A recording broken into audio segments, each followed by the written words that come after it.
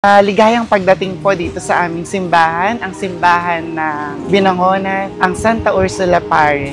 It's very unique. Isa lang to sa Pilipinas. Kung makikita nyo may butas dito. May butas. So yung tunnel, nandito raw sa may ilalim. Yan kung nakikita nyo dyan sa likod ko guys. Ayan na yung pinakaharapan nitong Kalbaryo. Ang bayan ng Binangonan ay matatagpuan sa lalawigan ng Rizal at may makulay na kasaysayan na nagsimula pa bago pa dumating ang mga Kastila sa Pilipinas. Dating tinitirahan ng mga katutubong Aita at mga Tagalog, ang lugar ay isa sa mga unang pamayanang umunlad sa rehiyon dahil sa likas nitong yaman at lokasyon sa paligid ng lawa ng Laguna. At nung panahon ng pananakop ng Espanya, ang Binangonan ay orihinal na bisita ng bayan ng Morong. Nangangahulog ang isa ito sa malit na pamayanang pangrehiyon na pinangangasiwaan mula sa kalapit na bayan. At sa tulong ng mga misyonaryong Fransiskano, ito ay nahiwalay sa Morong at naging isang malayang parokya noong taong 1621. Kalaunan, itinatag ito bilang ganap na bayan ng Binangonan noong 1737. Ngunit tuluyan lamang itong naisama sa sistema ng pamahalang kolonyal ng Espanya noong 1763 matapos maganap ang pagsakop ng mga Kastila. At dito din makikita ang isa sa mga pinakamakasaysayan simbahan. Ito ay ang Santa Ursula Parish Church. Itinatag ang parokya ng Santa Ursula noong 1621 kasabay ng pagkakahiwalay ng Binangonan bilang isang malayang parokya mula sa bayan ng Morong. Sa pamamagitan ng misyonaryong Fransiskano, ang kasalukuyang gusali ng simbahan ay sinimulang itayo noong 1792 at natapos noong 1800s sa ilalim ng pamumuno ni Padre Juan de Jesus y Maria at ginamit sa konstruksyon ng mga lokal na materyales tulad ng adobe at batong apog na karaniwan sa mga simbahan noong panahon ng kolonyal. Bukod sa makasaysayang simbahan ng Santa Ursula, matatagpuan din ang isang banal na tanyag na pokdasalan. Ito ang Kalbaryo ng Binangonan. Sa panahon ng Kwaresma, lalo na tuwing Biyernes Santo, libu-libong deboto mula sa iba't ibang lugar ang umaakit dito. Bitbit ang pananampalataya at sakripisyo. Inaakit nila ang Kalbaryo bilang panata o pasasalamat sa Diyos. Para sa mga taga Binangonan, ang Kalbaryo ay higit pa sa isang burol. Ito ay bantayog ng pananampalataya, kasaysayan at pagkakakilanlan. Isang paalala sa bawat pagsubok sa buhay, may liwanag na naghihintay sa dulo ng ating pag-akyat. At tulad ng simbahan, ang Kalbaryo ay bahagi ng pamana ng ating bayan at buhay na patunay ng lalim ng pananampalataya at kultura ng Binangonan. Naway patuloy natin itong ingatan, ipagmalaki at ipamana sa mga susunod na henerasyon.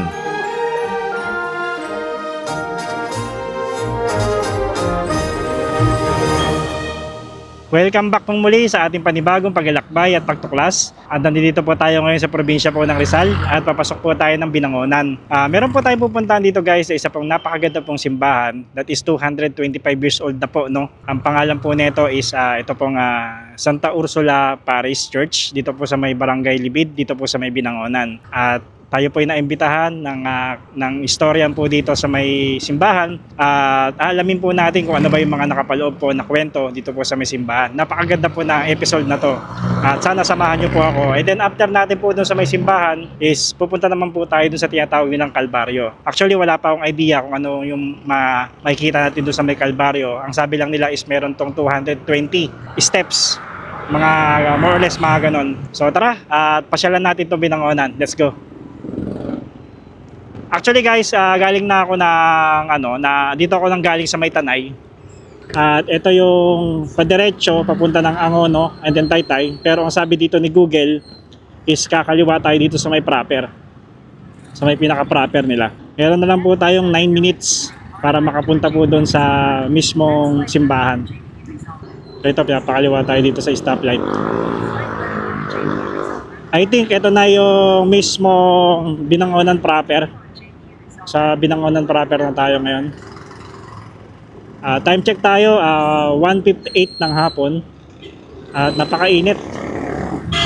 Napakaganda po nito at pinagbigyan po tayo na makapag-vlog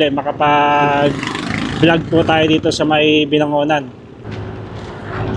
Meron na nag-aantay sa atin doon na magkakwento tungkol doon sa may simbahan. Isa po siyang historian doon po sa may simbahan po ng Actually, nirefer lang po siya ng ating subscriber.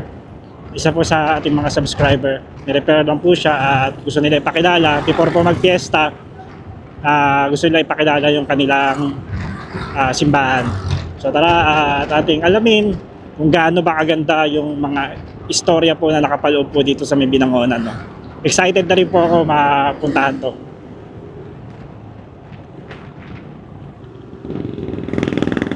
Ang daanan pala dito sa Binangonan is parang pa one way siya. Pa one way yung mga daanan. Yun yung napansin ko. Kasi medyo makitid. Yan katulad nito, medyo makitid yung daanan. Isang ano lang talaga yung magkakasya. So ito pinapakaliwa niya tayo ulit dito. Ang sabi dito is Barangay Libid. Dito. Kaliwa.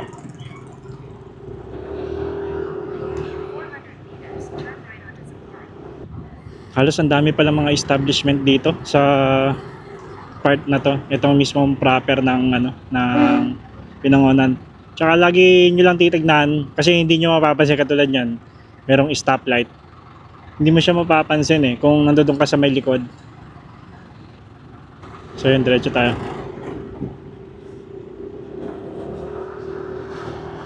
Ito medyo pataas tong portion na to dito banda.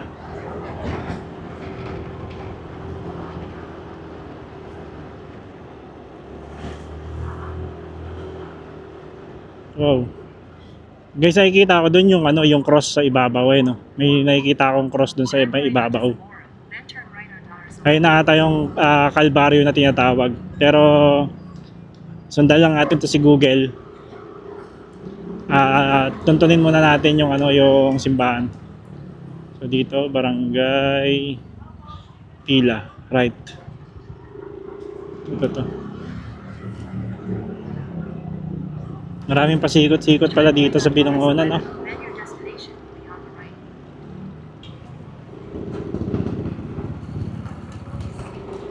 So ito na, yung entrance.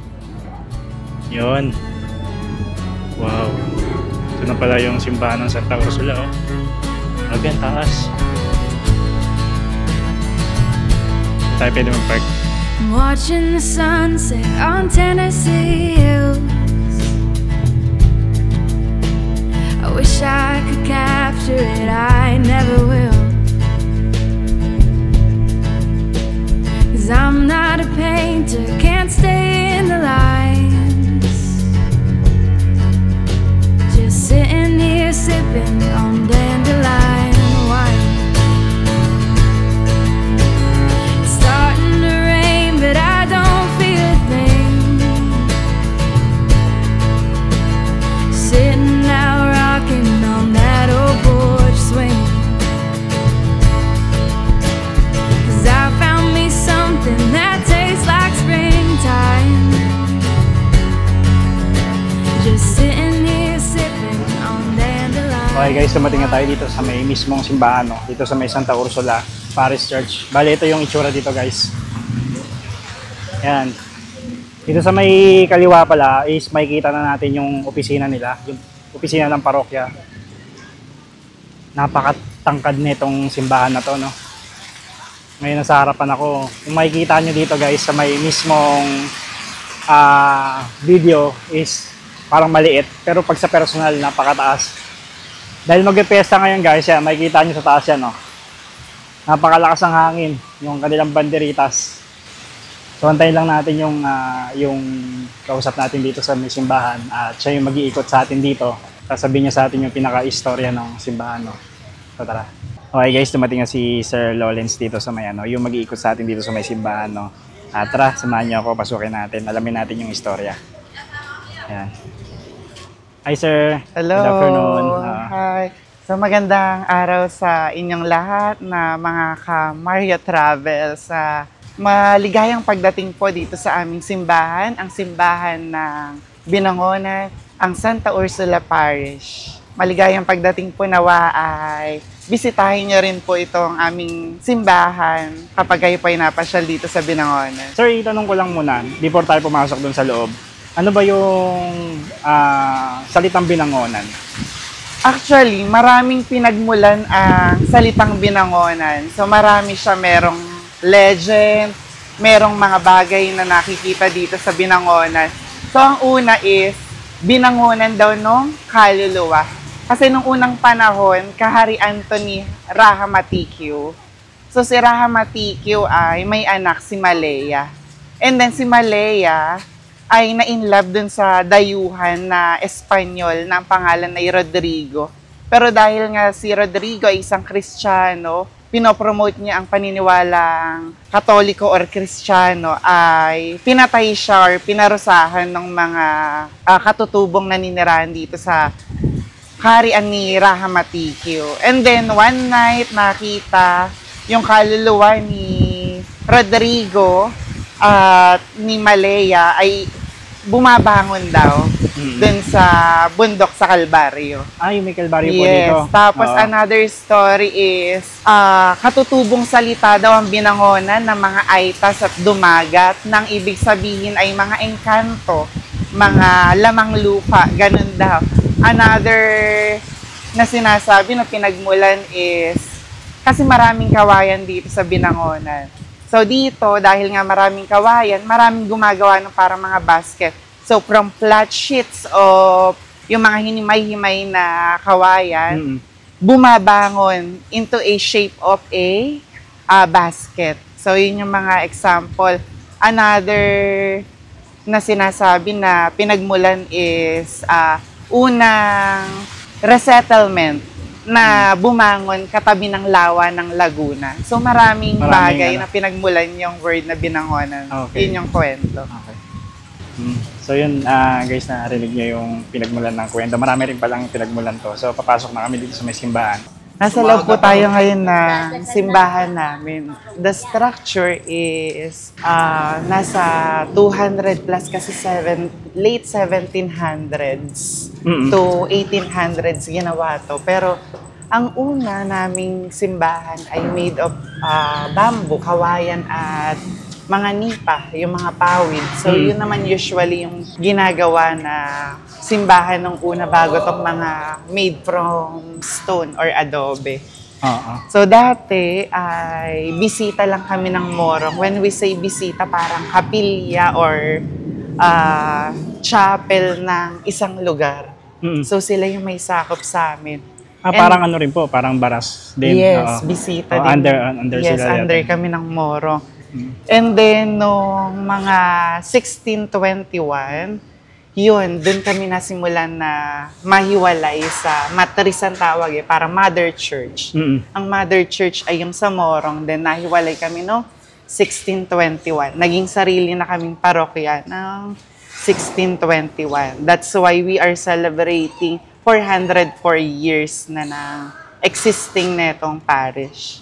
Napakatagal na pala, no? Yes. Sir, no? 400 plus. Tapos, ang una sinasabi, ang mga unang namahala or ang mga paring missioner is mga Franciscano. Katulad ng mga simbahan dito sa karahating bayan namin sa Rizal at saka sa Laguna. Puro mga Franciscan. Kaya lang dito sa amin, maraming humawak. So from Franciscan, nalipat sa mga Jesuita or Jesuits. Yung mga nangangalaga ngayon sa Ateneo, yung mga pari doon. And then, nabalik sa mga, napunta sa mga Agustinian ulit. Sa mga Agustino naman. Then, binalik sa mga Franciscano. Okay. Tapos, naging secular, mga Columban. Then, dami pala, no?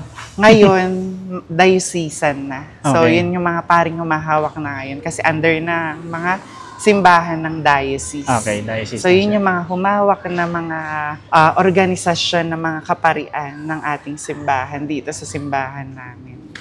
Tanong ko lang, sir, no? Sino pong patron natin dito? So, ang patron namin dito ay, syempre, ang Biren at Martir, ang prinsesa ng Binangonan, si Santa Ursula. Santa Ursula. Okay.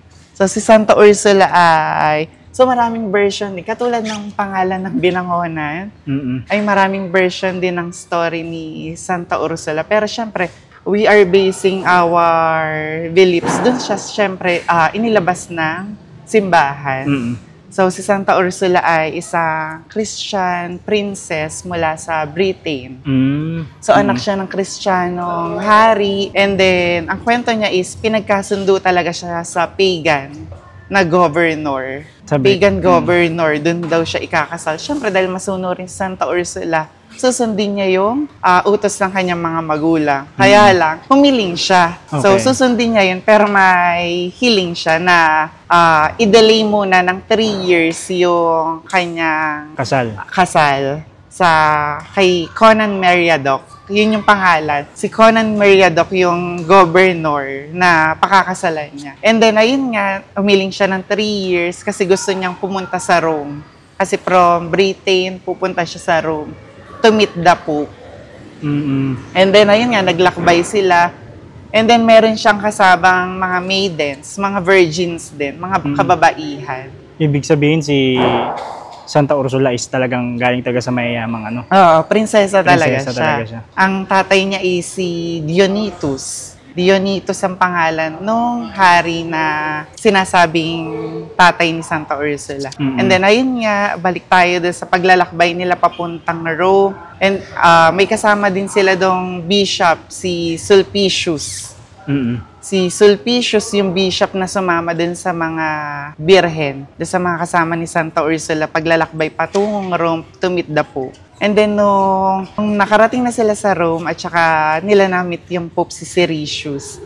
Si Siricius ay naging santo din si Siricius. Nang pabalik na sila doon sa kanilang bansa yun, nilipad sila ng hangin patungo din sa West Germany. Wherein dun sa West Germany, syempre may mga Hans doon, yung parang mga barbaro. Parang mga grupo ng kalalakihan na parang mga pirata, parang ganun, mga barbaro. And then, gustong pakasalan din si Santa Ursula dahil nagkakagusto sa kanya. Gusto siyang pakasalan nung leader ng mga Hans. Pero syempre, dahil nga doon sa pangako niya sa Panginoon na pagiging birhen hanggang kamatayan, syempre ayaw niya magpakasal. Ayun, pinatay siya ng mga Hans kasama yung 11,000 virgins na kasama niya. 11,000 virgins. Yung iba sinasabi 11 lang daw. Some stories sinasabi na 11 din. Habang naglalakbay sila, maraming sumasama. Another version is yung 11 na yon ay nagsama ng tigwa 1,000 naman. So, iba-iba talaga yung version ng kwento niya. Pero what is important is the lesson na matututunan natin sa buhay ni Santa Ursula, which is pag-offer ng sarili niya sa Panginoon. Ayun, sa kabila ng lahat. Yes. Sir, itanong ko lang, no? So, yung sa structure ng simbahan ninyo, ano bang made tong mga walls natin? So, itong mga walls natin ngayon na makikita ay made from adobe. So, Made from yung adobe. Common na ginagamit sa mga simbahan. So, made from adobe. Tapos, iba yung puti ng itlog daw yun. Yung pinahapog ang tawag. So, ibig sabihin, napakatagal na rin pala nito, yes, sir. napakatagal na. So, kaya na-declare. Lapitan natin, sir. Tara. Pakita natin sa kanila yung That's why na-declare kami this year na National Cultural Treasure. Kasi, this year. Yes. Na rin pala kayo, sir. Okay. Dahil yung simbahan namin, it shows minimal modern intervention. Kaya lang syempre may mga ganyan. Kasi noong 2015, nung nauso yung mga lindol, kung nababalitaan nyo yung sa Bohol, yung mga bumagsak yung simbahan, ang simbahan namin ay nag-undergo ng retrofit para mas mapatibay. Kung lumindol man, pero wag naman sana. Ito na po ay mas siya, mas tumibay. So parang, kung hindi ako mali, ay parang may mga binubutas silang part, then parang may mga ini-inject na chemicals ba yun, or parang pandikit.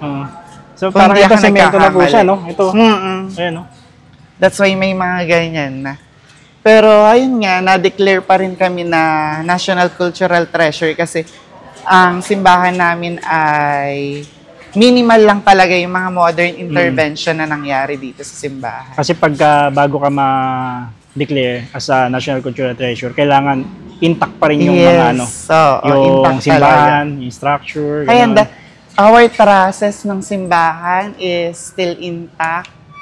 So, kaya lang na-expose yung mga trusses is parang 1994, bumagyo. Isa yan sa mga bumagsak yung pinakakisame. Okay. From there on, hindi na naglagay ng kisame. Pero sir, kakaiba yung kahoy, no? Kakaiba, yes. Na talagang naka-form talaga siya na parang bakal. Matitibay talagang mga kahoy ang ginamit. Mga bago na rin. Parang sinunod din yung design dun sa parang gold ang niya, aura niya, gold. Opo. Tas another reason ba't kami na-declare din as National Cultural Treasure is syempre yung mga elements na nandito sa loob or yung mga items na nandito sa loob ng simbahan namin. Katulad na itong mga retablo namin. Actually, itong retablo mayor namin, may partner siyang dalawa. Kung natatandaan niyo po yung pinuntahan niyo sa Baras, di ba may dalawang retablo menor na parang nakaharap sa kabilang side. May ganun kami nakaslan, kaya lang hindi ko na yun inabot. Nakikita na lang namin sa pictures. Okay. Pero the retablo mayor is still intact, yan pa rin yun, nabago lang yun. Ano yun, sir? Kulay. Gawa sa kahoy? Yes, Okay. made from wood na. Mm-mm. And then, Ganda. syempre, yung pinaka-special din na etong retablo minor dito sa side chapel namin.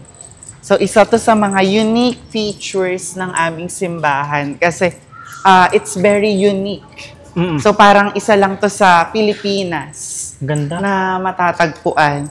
Kasi, kung napapansin niyo, sir, nakikita niyo ba yung mga ganon? Oo.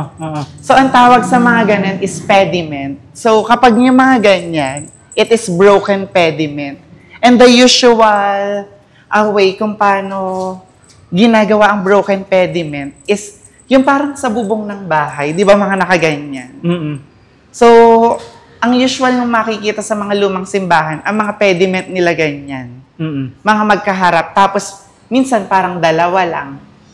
Pero sa amin, ang pediment namin, the broken pediments are Palabas. reverse. Oo. So, reverse and then apat. Mm-mm. Tapos, ang retablong to, ang special din sa retablong to, is hindi image, hindi santo yung nakalagay. Ay, oo nga, no? It is painting. So, ang painting niya is hindi yung canvas. Di ba usually paintings are ginagawa sa mga canvas. Pero ang painting namin ay ginawa sa mga iron sheets. Gawa siya, pininta siya sa lata. Ang galing. So, yan ay lata. So, kaya minsan may mga nag-chichip kasi syempre, di ba, malleable ang lata, yung parang nababanat. Opo. So, syempre sa kalumaan, nag-chichip yung mga painting. Mm-mm. Ito. Buti nga kakaunti pa lang yung na-chichip kay Magdalena. So, ayan, makikita Parang siya niyo. ano lang naman, parang nagbubukol, no? Parang ganun siya. Pero still intact pa rin yung kanyang painting. Yan, so Bireng Dolorosa, Mama Mary, then San Juan Evangelista, Maria Magdalena, and Sacred Heart. Nasa taas. So, nakita. lahat sila ay gawa sa painting na pinaint sa metal. And ayan din, special din yung mga carvings Mm-mm. na makikita. Ang hirap meron gawin yung yan, parang yung mga carvings na Chinese. ganyan. Oo. Sabi parang Chinese nag-paint. Ay, ang nag-curve nito. Kasi Nag-carvings. yung mga elements niya parang may pagka-Chinese. Pero mahirap siya gawin kung talaga mabusisi yung kanyang Tapos yung itsura. sinasabi na yung painting is made by Juan Senson. Kung na-encounter niyo na si Juan Senson, mas ang tawag sa kanya is Tandang Juancho. So some of the works of Tandang Juancho is makikita natin sa National Museum. So isa siyang local artist from Angono. Nabuhay na 1800s, parang 1840s siya pinanganak. Ganun. So yun yung sinasabi na siya daw nag-paint nito. Kasi ang usual medium niya na ginagamit sa pagpe-paint is, ayun nga, yung iron sheets or yung lata. Pati yung aming mga Stations of the Cross. Painting din po yan? Yes, yung mga Stations of the Cross namin, yung nasa baba Oo. Kaya, dalawang set ang Stations of the Cross namin na nandito. Dahil, yung nasa baba, yun yung luma. So, the old stations or the traditional Stations of the Cross. The newer, yung mas bagong Stations of the Cross na nasa taas, yun yung bagong station or biblical, scriptural Station of the Cross. Nasa lata din siya. Kaya lang nagkaroon na dito ng intervention, kaya medyo parang Ito. tumingkad yung kulay niya. Kaya Bali medyo yung nasa nagkaroon na ng itaas po, kulay. Yun yung bago na. yung bago sa itaas. Ito pala yung original. Yes. Ito itong sa baba. Nasa lata din siya pini. May mga ano rin pala dito, paniki rin pala dito, no? Dati nga, mas marami yung paniki nung may kisame pa. Tapos lumalabas siya doon sa butas na nandun Dito? sa taas. Sa taas? Ay, yung bilog Nawala na pa yun. yung stained glass na nandun sa pinakabilog. Doon lumalabas yung mga kabagan tawag namin dito. Mga paniki, no? Kaya lang yun nga nung bumagyo noon, kasi may story nga yung bagyo yun. Kasi binalak na palitan si Santa Ursula na patron. Patron. Kasi parang siguro naging misunderstanding na inalis daw si Santa Ursula sa pagiging santo. Parang yan ata yung nabasa ko na nagalit siya, tapos parang may something na nangyari nung ano, parang ayun. nagalit talaga, nagkaroon talaga, parang dilute na ba? Ayun, pagkakataon ba to or himala, hindi natin alam. Pero mahalaga na-retain siya na patrona namin.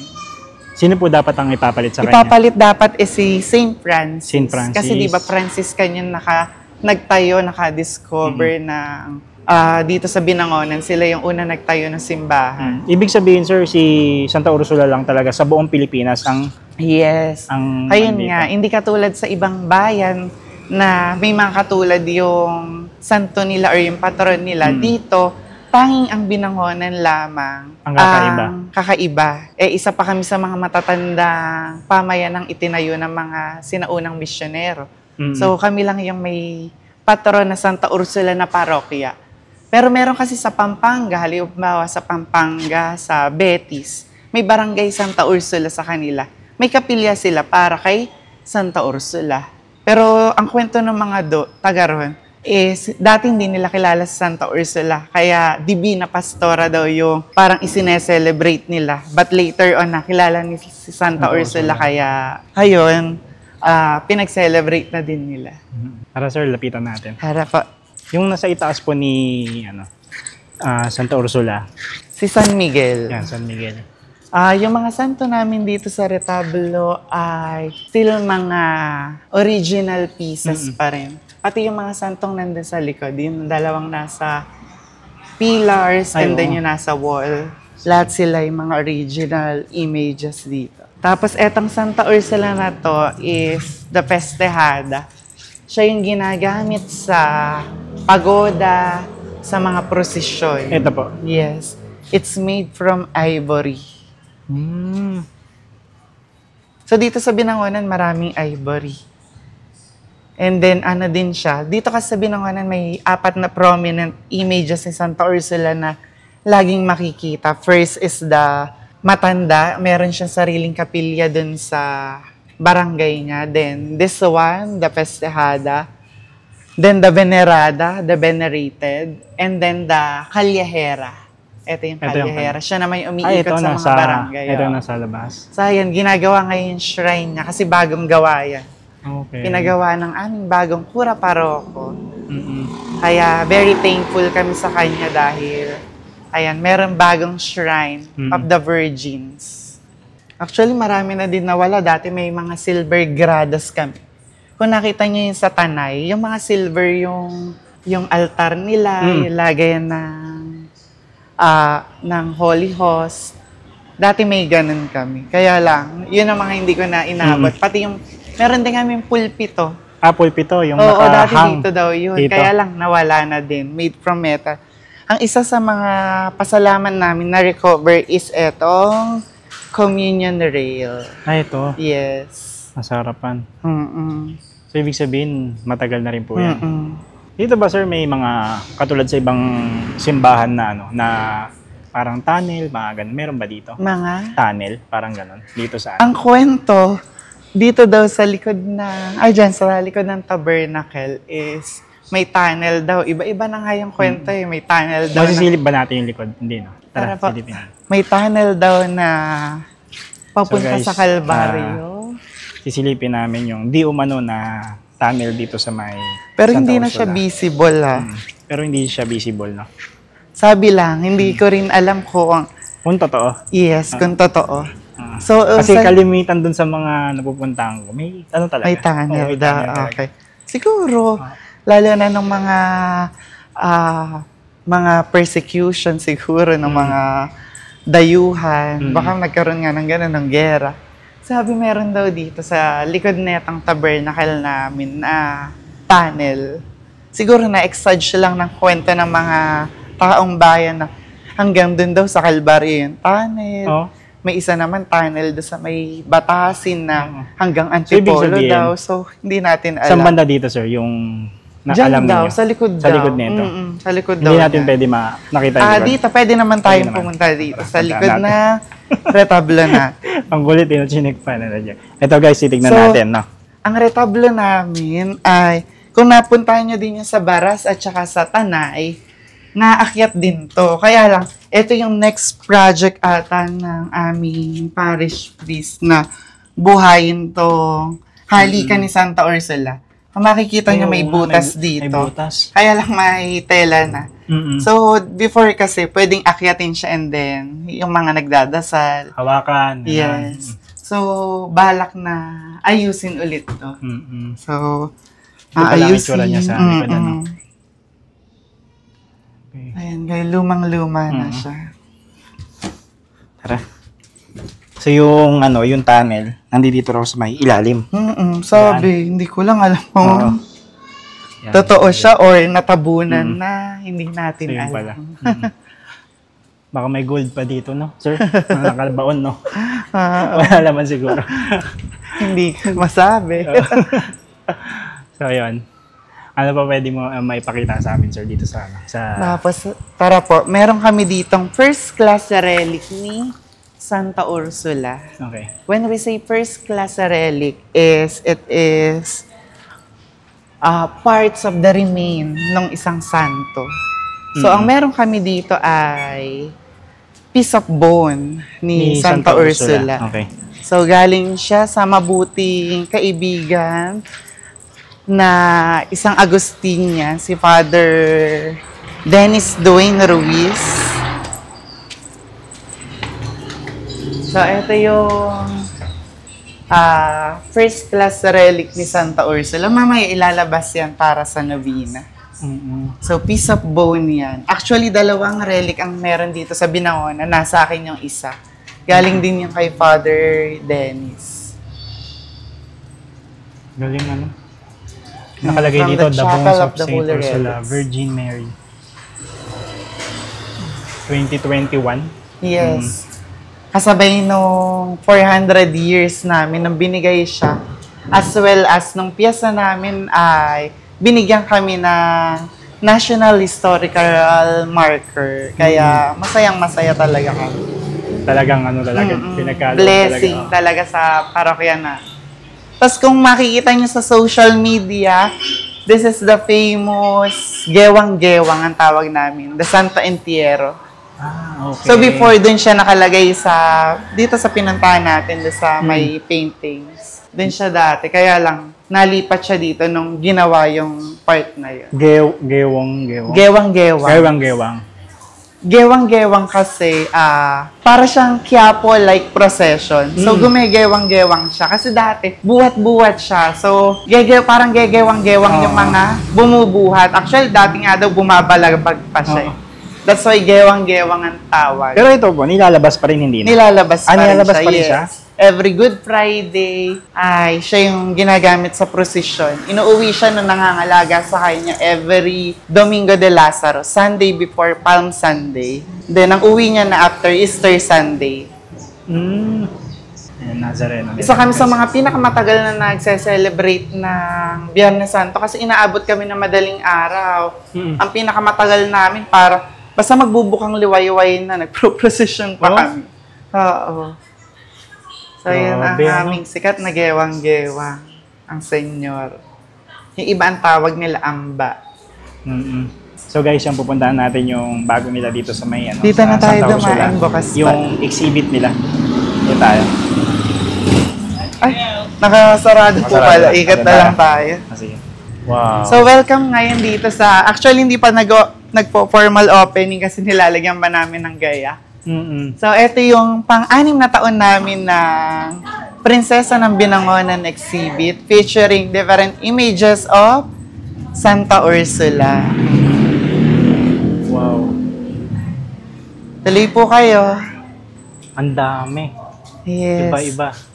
From different communities dito sa Binangonan. Meron din galing Taytay. Wala pa yung sa taga-Angono eh. And the rest are from Binangonan na. May dalawa galing sa isla. Sumakay pa sila ng bangka. Ang dami. Iba-iba. So, nung unang taon namin ay iilan lang kami. Konti lang talaga. Then, every year, dumadami kami kahit sa replica procession namin. Kaya, nakakatuwa kasi mas napapropagate namin yung devotion with our patroness, Santa Ursula. Kaya, patuloy niya kaming gabayan sa aming mga adikain na mapakilala siya sa maraming communities dito sa ating bansa. Ang dami, oh. Ayan naman yung sa mga bata. So, syempre, yung mga bata, hindi pa nila afford. Ay, sorry, makakalat pa yung ibang gayak dahil nagagayak pa. Hindi pa nila afford yung mga, syempre, malalaki, hindi biro talaga yung pag-aalaga ng santo. Ito ang cute, oh. Ay, yung chibi image. Oo. Ang galing. Tapos kilala din ang Binangonan sa karu-karuhan. Kaya marami talagang santo na maliliit dito. So yung karu-karuhan, kaya karu-karuhan kasi maliliit na karo. Nagpro-procession yung mga bata. May ganun kami before Holy Week dati at saka after Holy Week. Ibig sabihin, sir, pagka Holy Week, talagang busy na tong simbahan, no? Yes, busy na. Sunod-sunod na talaga.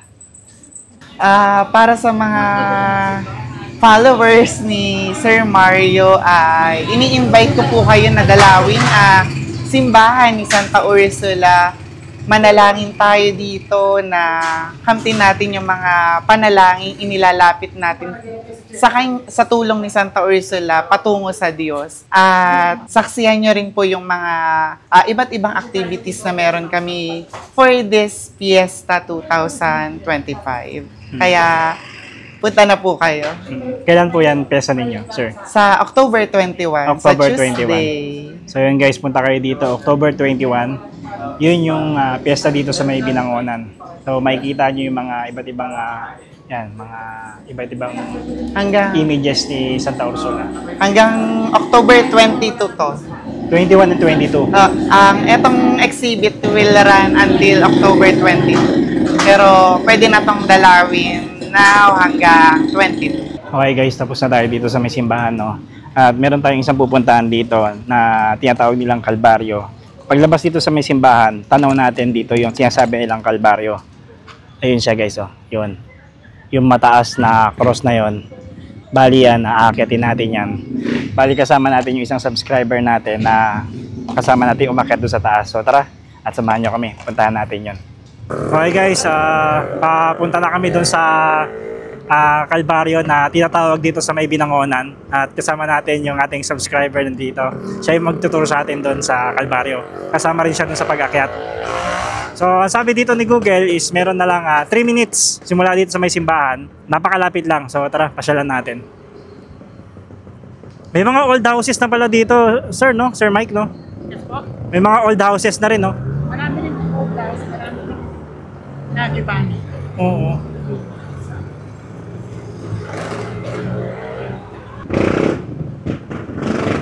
Parang isang paikot lang siya, no? Yung dito, yung lugar.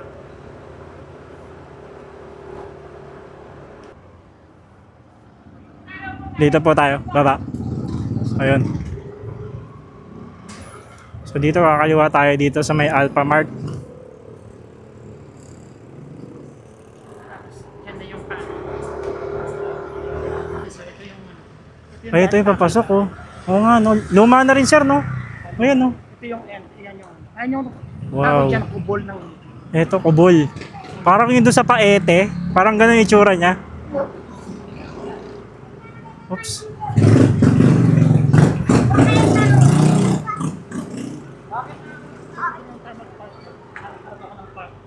Ayan, Kalbaryo. Okay guys, tumating na tayo dito sa may mismong Kalbaryo, no? Ang nakalagay dito is ito. Welcome to Kalbaryo. Open daw siya Tuesday hanggang Sunday, 5 AM hanggang 6 PM. Bali yung itsura dito guys, ito. May mga bahay na dito. Yan. Yung mga kabahayan. Tapos, ito yung papasok. Yan. Ito yung itsura. Dito lang tayo nagpark sa may gilid. Ay kuya. Hindi ko alam kung ilang steps to guys na. Itong pataas na to. Hi po. Good afternoon. Good afternoon po. So pinakang nakalagay dito sa pinaka-arco is Welcome Calvario. Yan, Barangay Libid pala guys ang ano, ang may sakop dito, Binangonan, Rizal. Yan. Ang sabi dito sa atin is meron daw tayong makakausap na dun sa may gitnang park na parang tourist guide. So yun, ang dami pa ng mga bahay dito. Yan. Wow, may garden din. Talagang nakaan na siya, sir, no? May hagdanan na siya, no? At dito, yun. May mga kabahayan.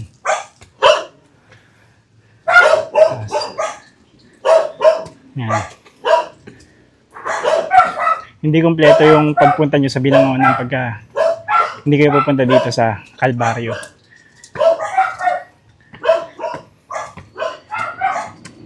Medyo mataas din siya, ano? Kaya yung dating chapel ng Calvario. Ay, ito. Siya dati, Nasira na, sir, no? nasira siya nung bagyong Rosie. Dati, ano siya, buo? Ano siya? Chapel ng Santa Cruz, ng patron ng Lito. At may Station of the Cross na dito. Kaya naman tayo. Grabe. Sunod tayo. Ito guys, oh. Kita na natin dito yung Laguna de Bay. Yan. Makikita natin dito. Ito yung inakyat natin. Pero, meron pa pala doon paakyat, pataas.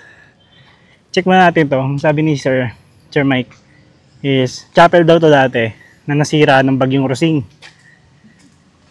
Yung mga poste niya existing pa rin. Makikita pa rin natin dito. Ayan. Medyo hiningal ako. Oh. Ang taas. Pero ito, dito na siguro nakalagay yung altar nila. Ito yung tsura ng ano. Dito sa likod. Medyo sira-sira na rin. Pero, ayan. Yung ilalim. Ayan yung tsura dito. Just dun sa baba. Bumagsak na rin to. Yung dito. Yung part dito. So, yun. Ito yung makikita natin dito. Isang chapel na abandonado, nasira. So, kahit kami doon, diretso pa uli kami doon sa taas. I think malapit na tayo. Yan. Ilang step nga ito, sir? 220 ata, no? Parang ganun. Tapos, ang dami siguro pumupunta dito pag mahal na araw. Every Good Friday, marami pang deboto naman.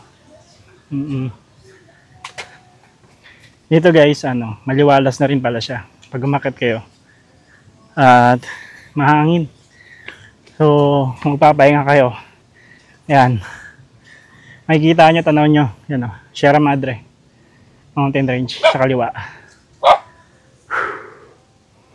So, ito pa. Diretsuin pa natin yan. Hanggang dun. Nandun pa yung cross, nakikita ko eh.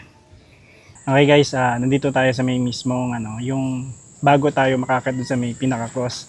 Bali, ang mangyayari dito, pagdating nyo dito is mag-register kayo dito kay sir. Siya yung pinaka-tourism office dito na nag-caretaker dito sa may mismong cross. Sir, ano pa pangalan niya, sir? Perdi ako, Perdi. Sir Ferdinand Grijalde. Okay. Sir, ano po yung ano, tanong ko lang po, ano po yung history po nung Calvario? Ayun, yun sabi nga yung kwento ng matatanda na nung unang panahon nga daw, merong tumubo dyan na krus na korteng bato. Tumubo? Oo, basta na lang daw, hindi natin alam kung saan specific sa Calvario, kung saan part dyan eh. Basta sa burol, sa tuktok nito, may tumubo nga po doon dyan na krus na korteng, yung bato po na korteng krus. Tapos yung bato po na yun, sa ano rin, nasira din po siya ng mga bagyo, na lindol. Siyempre matagal na po eh. Tapos nung mga panahong estimated nila, mga 1873, nagtayo sila ng replacement dyan na krus. Kaya lang siya, wooden cross na siya para doon ma-represent yung nasirang nakita nilang cross na bato. Bali sir, yung pinaka-cross na yan. Di, bali po yan kasi pinaka parang bago na po yan eh. Yung ginawa po nila nung una pa is wooden cross. Kung may mapapansin nyo po, meron pong bato doon na malaki. Tapos meron pong siwang doon. Doon po nakalagay yung replacement nila na cross. Pero walang specific kung saan talaga nakalagay yung... Hindi, bali doon nga po sa may pinaka, makikita niyo po kasi dyan sa may likod ni Mama Mary, may malaking bato po dyan. Tapos doon po nilagay yung cross na kahoy. Eh sa katagalan din po, kumupo kahoy siya, nasira lang din po siya ng ng bagyo, mga ganun. Mga bagyo. Kasi open eh, tapos kumukahoy lang siya. Then napagdesisyon na para pang matagalan na siya, ginawa na siyang ganyan, bakal. Bakal na, no?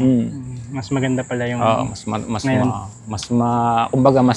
ayan, parang naging tourist destination na talaga siya kasi unang-una, pinapasyalan talaga to lalo pag Holy Week, na kagaya nga sabi ni Sir. Pag Holy Week talaga to, napakaraming tao dito. Talagang pasyalan talaga siya. Yung pala pinaka-istorya po nito, no? Talagang talaga ng pandang LGU ng Binangonan. Opo, LGU po ng Binangonan. Bali po kasi itong railings na to, kung di po ako nagkakamali, naging project po ito ng dating kapitan lang po. As in sa budget ng, ewan kung sa budget ng barangay o sa LGU ng Binangonan.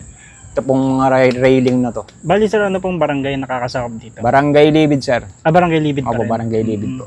Malaki palang barangay. Bali, ang Barangay Libid po, parang Libid po ang sumesentro sa buong Binangonan kasi. Kasi may Binangonan po, sa Binangonan po, ito yung pinaka sa mainland. Parang, kumbaga, hati siya ng sa mainland tsaka ng sa Barangay Island, sa mga isla sa barangay. Kasi 40 barangays po ang Binangonan eh. Parang yung Libid yung sumisentro sa lahat. Kasi may 17 sa isla, tapos may mainland na 23. Kumbaga, parang yung Libid, yun yung pinaka-sentro. Kaya pala, alas dito na rin. Alas narito rin ang sentro ng komersyo ng Libid. Bira mo, andi po ito po yung simbahan, yung palengke. Yan po rin yung mga eskwelahan. Sige sir, akit po muna kami. Sige po. Akit po guys, akit muna kami doon sa may taas. Narinig natin yung kwento. Papanik din naman ako dyan, kaya lang waiting. Maya. Sige. Thank you sir. Sige, sir. Salamat. So yun guys, ito, medyo malapit na tayo doon sa may taas. At nakausap natin si sir, yung mismo dito sa tourism nila. At marami palang kwento dito about doon. Dati pala is merong bato na tumubo dito. So yun yung naging basis nila para magtayo ng cross. So ginawa nila dahil nasisira yung wooden cross na ni-replace is yung bakal na. Ayan. Malapit na tayo.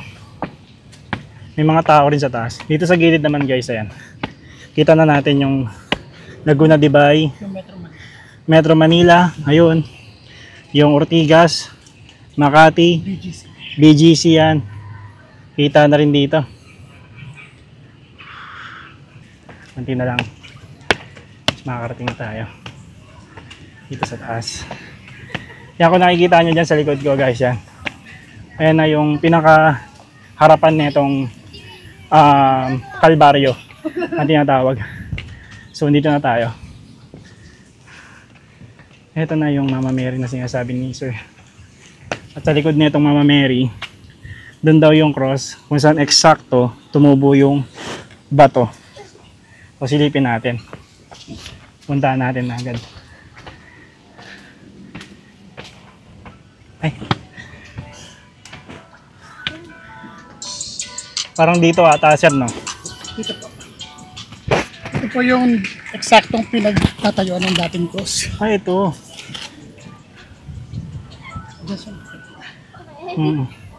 Parang ano na siya, no? Parang pagitan siya ng ano, no? Ng bato, no? Ano ang itsura niya. Yan, akitin natin. Yan. Dito daw yung cross, guys. Yan. Yan mismo tumubo yung pinaka-cross. Tapos, eto, kita na yung buong syudad ng Binangonan. Yun, yung simbahan, Laguna de Bay, yung BGC doon, sa gilid. Marami na naman tayo natutunan ngayong araw dito sa ating paglalakbay. At sobrang adventurous lang kasi talagang mataas yung inakyat natin. So doon, punta tayo doon sa may ano. So ito yung ano, yung Talim Island. Ay, ito, sa may gilid. Ayun yung Mount Sim, yung ano ba to? Yung... Yeah, ito pa ba tayo? Saan sir yung... Ito yung Talim Island. Ito po yung Talim Island. Yeah. Ayan. Tapos ito yung Laguna area. Ito naman, Laguna Park. Parang Paikot ano na yan, pala, no? parang Binyan, Laguna. Yung part na yan. No? So, kaya tayo dito. Ito pa. Meron pa ditong packet. Ito na yung pinakatuktok ng mismong Kalbaryo. Ito. Nasa taas na tayo ng Kalbaryo. Tapos, 360 view guys.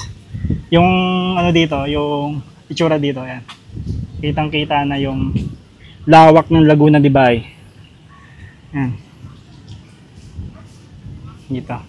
Tapos meron din naman dito sila mga nilagay na mga parang tripod sa mga gusto mag-picture. Galing talagang pinag-isipan. Ayan. Dito mataas na rin bundok. Pabundok talaga siya. Okay guys, tapos na tayo dito sa may Kalbaryo at na-explore natin ang Binangonan, ang simbahan ng Binangonan. At maraming salamat po sa lahat ng mga nanood sa ating vlog at kita-kits po muli sa ating susunod na adventure. Salamat po. Bye-bye! Sunlight dances on the balcony as I wait for thee to come home. I fumble my words, yeah, my mind's a mess when you're in that dress. Glad you're home. Will you stay with me and never leave? You walked into my life and I am glad you came. Glad you came. When you're not around, I've been broken. Glad you came. Glad you came.